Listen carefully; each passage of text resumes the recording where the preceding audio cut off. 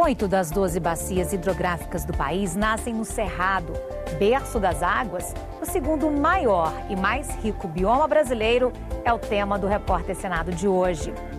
Vamos falar dos riscos da ocupação e dos desafios para aumentar a produtividade nas áreas agrícolas sem precisar abrir novas fronteiras. A exploração sustentável dos frutos do Cerrado e a riqueza cultural na culinária, na música e nas manifestações, como a Folia do Divino, também estão no programa de hoje. Em 35 anos, o Brasil dominou a tecnologia da agricultura tropical e inseriu o Cerrado no processo produtivo, com sérios impactos ambientais. Neste primeiro bloco, o repórter Hermes Coelho mostra as mudanças no bioma, ainda pouco conhecido pelos brasileiros.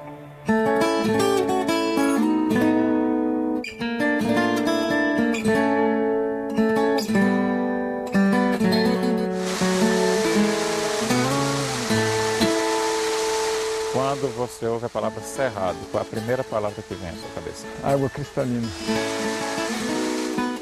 Riqueza. Preservação. Quando eu penso em cerrado, eu lembro de piqui. Cerrado hoje em dia é a destruição que eu penso. Vida boa.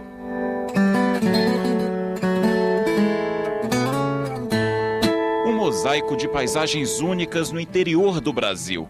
O Cerrado tem muitas faces. Nós temos a segunda maior biodiversidade no Brasil. O bioma Cerrado só perde em biodiversidade, diversidade genética, pelo bioma amazônico. Entretanto, nós já sabemos que temos mais de 12 mil espécies de plantas no Cerrado, mas ainda muito pouco estudado, muito pouco conhecido.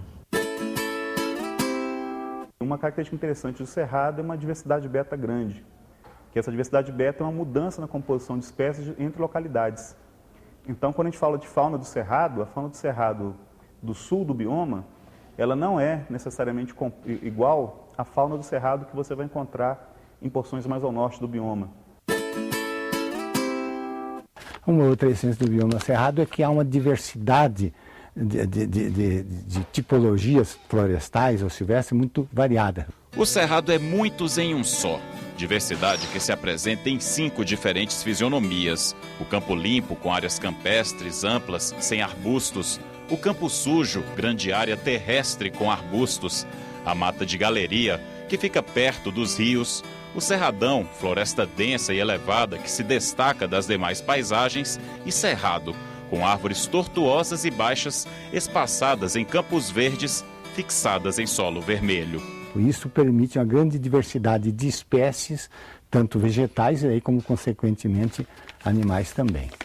O Cerrado ocupa uma área de 204 milhões de hectares, quase 24% do território brasileiro. O bioma é caipira por excelência. Fica no centro do país, longe do Oceano Atlântico. No coração do Brasil, pulsam os galhos retorcidos, a vegetação rasteira, uma placidez bucólica. Maranhão, Piauí, Tocantins, Bahia, Goiás, Mato Grosso do Sul, Minas Gerais, São Paulo e o Distrito Federal compõem a maior região contínua do Cerrado brasileiro. Mas estados como Roraima, Amapá, Pará, Amazonas, Rondônia, Sergipe e Paraná também possuem vastos hectares de cerrado.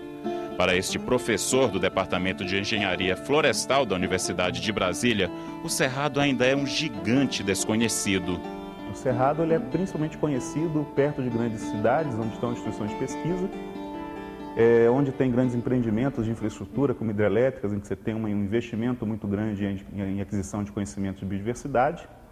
Mas as áreas de Cerrado mais isoladas, especialmente na porção norte e porção nordeste do bioma, elas ainda são muito pouco conhecidas. Se hoje o bioma ainda é pouco conhecido por grande parte dos brasileiros, antes de 1975 ele era praticamente ignorado. Até então, os campos abertos de vegetação rasteira eram desprezados pelo setor agropecuário.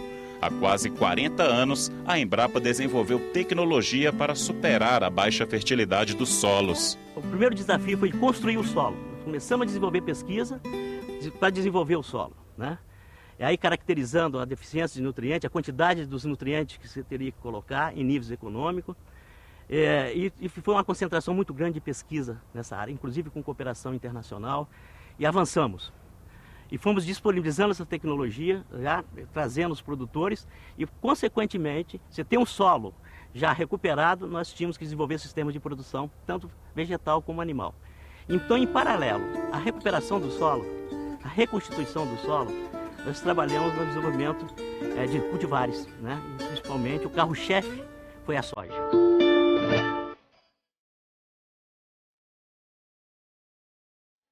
E o Cerrado renasceu, não como renasce a cada ano após o fogo. Aliás, as chamas que devastariam qualquer floresta são fundamentais para o bioma. Suas árvores têm caule reforçado, protegido por uma camada espessa, como uma armadura. As cinzas dos incêndios, cheias de nutrientes, devolvem à terra o vigor. A essência do bioma cerrado é que ele, uma vegetação produto, vamos dizer, sequencial à área do Pleistoceno, né? E tem uma característica mais básica, é que ele tem espécies que resistem ao fogo. O histórico de fogo, utilizado pelo homem pré-histórico, remete a 40 mil anos atrás no Cerrado, né? Então, é uma vegetação que no último período, na última glaciação, né, quando o planeta ele esfriou, né, e ficou seco, essa vegetação se expandiu para cima da floresta, né? Por isso que você encontra manchas de savanas, de cerrado em plena Amazônia, no meio do Pará, em Roraima. Essa vegetação conseguiu se manter, se adaptar a um solo pobre nutricionalmente, mas que é capaz de suprir a necessidade de árvores como essas.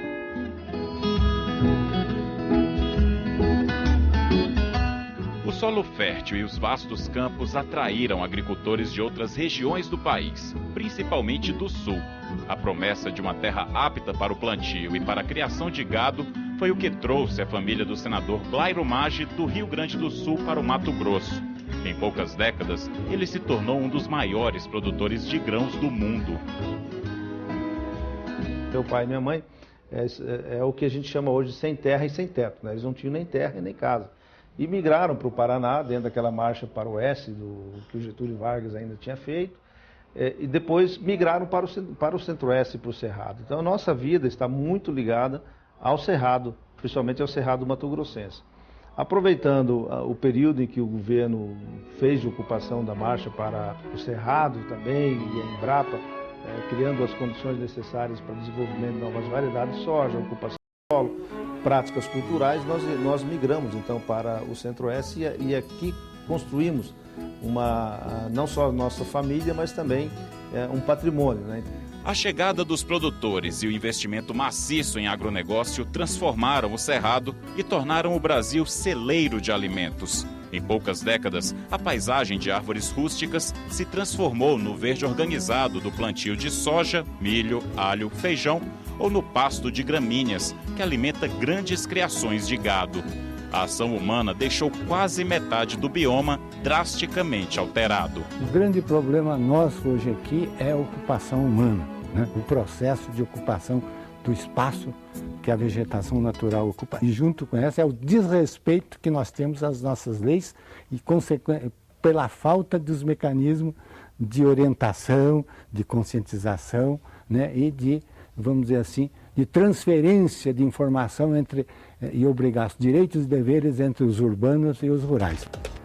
A mudança levou a ONG Conservação Internacional a fazer um estudo em 2002. Naquele ano, a entidade chegou a um diagnóstico preocupante. Em 2030, não haveria mais cerrado fora das áreas de preservação legal. E a partir dos anos 80 e 90, a agricultura se modernizou a tal ponto de que, de uma hora para outra, você acordava com uma área de cerrado rebaixada, praticamente, né? Hoje, nos anos 2010, a gente vê que sobraram grandes fragmentos apenas na região, os maiores, por assim dizer, que ainda não estão protegidos, na região conhecida como Mapito, né? Que é a sigla dos estados, Maranhão, Piauí e Tocantins. E pode ser que esteja cenários apocalípticos, né? que o cerrado só vai existir dentro de área protegida em 2030, pode ser que o cenário não seja tão ruim assim, pode ser que tenhamos uma mudança de paradigma e muito profunda. Encerrado que eu era no errado do existir, livre, livre me tornei, cerrado, cerrado meu, quando em ti me transformei. Preservar o cerrado é fundamental para o meio ambiente. Dados da Conservação Internacional mostram que a savana brasileira tem 12 mil espécies de plantas, 40% delas endêmicas, que só existem no bioma. 1.200 espécies de peixes, 837 de aves, 199 de mamíferos, 184 de répteis, 150 de anfíbios e 67 mil espécies de invertebrados. Números que podem estar subestimados. Nós temos aí uma quantidade enorme de espécies sendo descritas para todos os grupos de vertebrados, especialmente para répteis e anfíbios. Você tem reencontro de espécies que você não tinha registro há muito tempo, como o caso daquele pica-pau do Vale do Parque Nacional do Parnaíba. Tinha mais de 40 anos que a espécie não era visualizada, justamente porque essa fauna está dispersa numa paisagem muito ampla. E se o bioma fica no coração do Brasil, é dele que bombeiam as veias repletas de água do manancial brasileiro.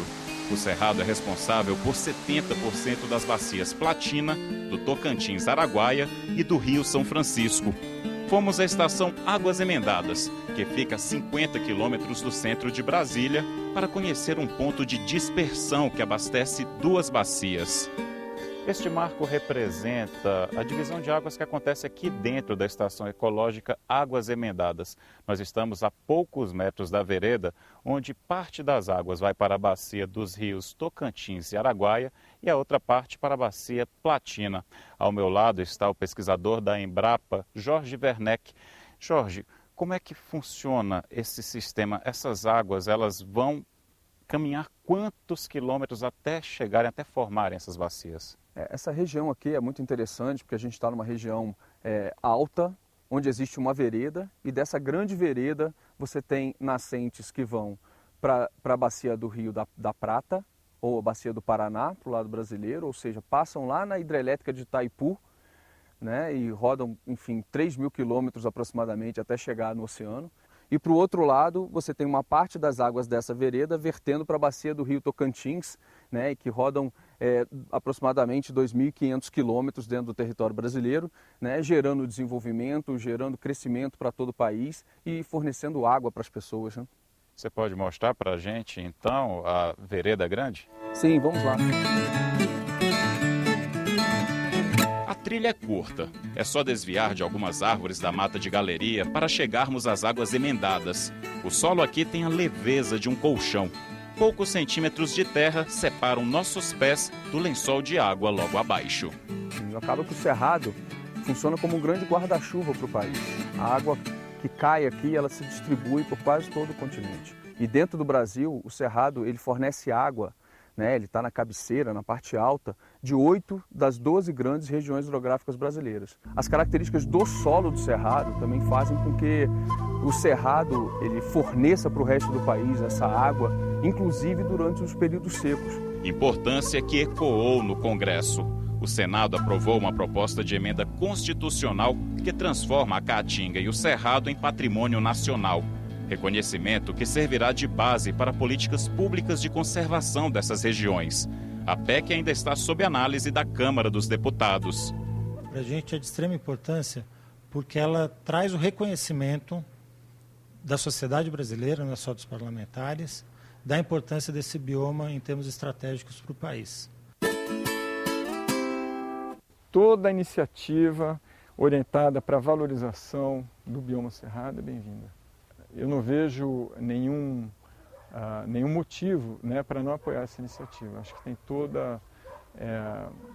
para chamar a atenção da importância que o bioma tem para a biodiversidade, para a produção de água.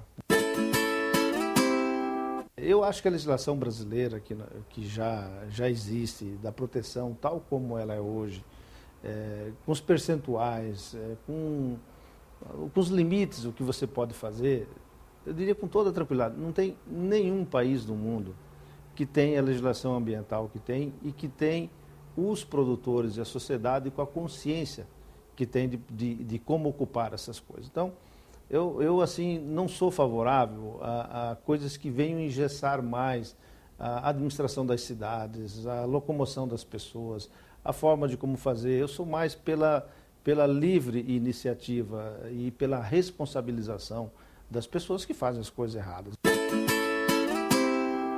Ainda temos, né, esse passivo ambiental, mas através do tempo, a sociedade começou a pressionar, né, para a proteção ambiental. Nós temos um arcabouço legal para realmente se cobrar a preservação ambiental.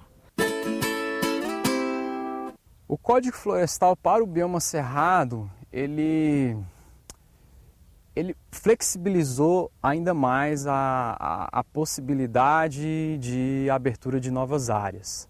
O que muitos proprietários, grandes proprietários, terão a possibilidade de fazer em grandes latifúndios de terra aqui, será fragmentar as suas áreas, as suas matrículas, vamos assim dizer, para se eximir da obrigação da recuperação da reserva legal.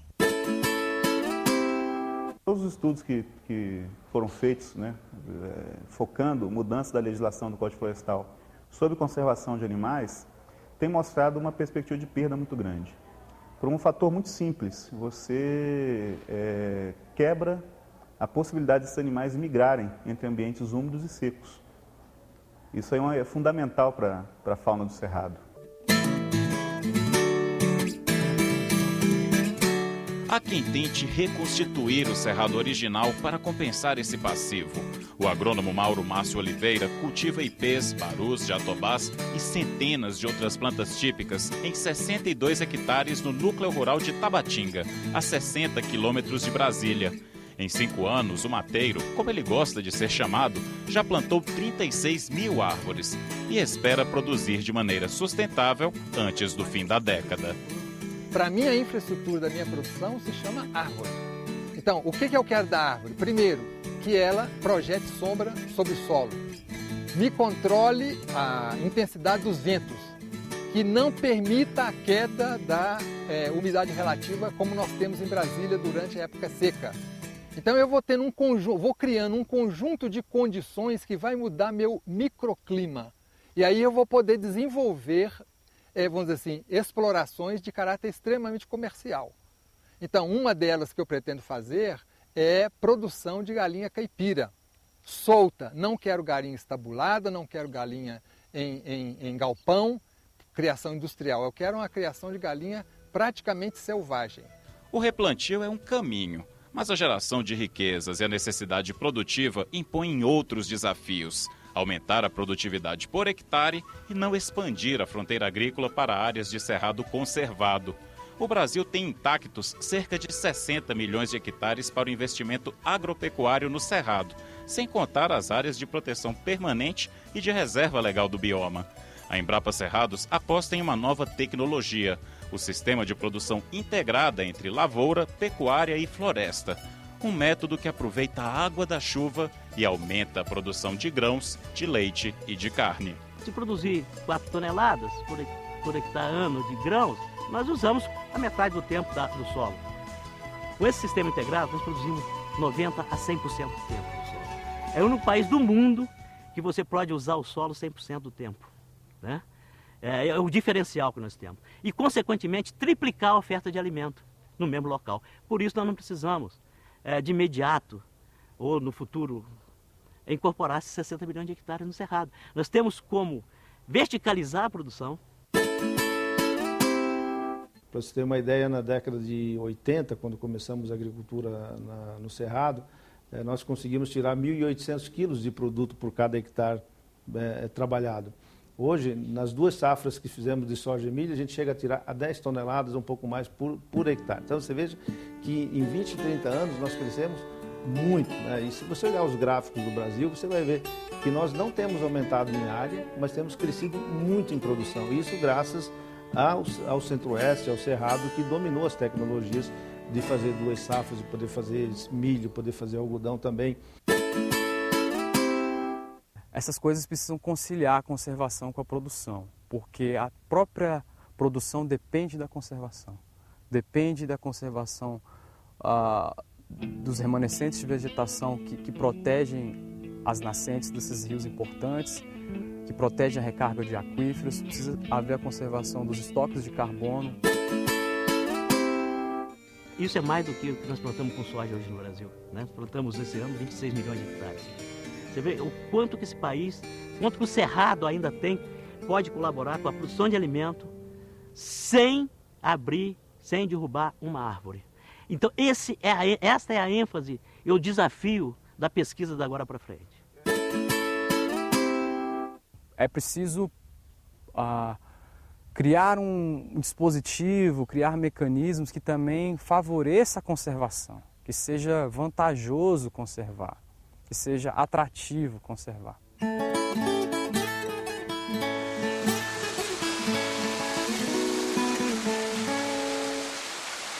Veja a seguir 2 modelos de exploração do cerrado, que as raízes da cultura popular típica da região. É a folia do Divino Espírito Santo. O Repórter Senado volta daqui a pouco.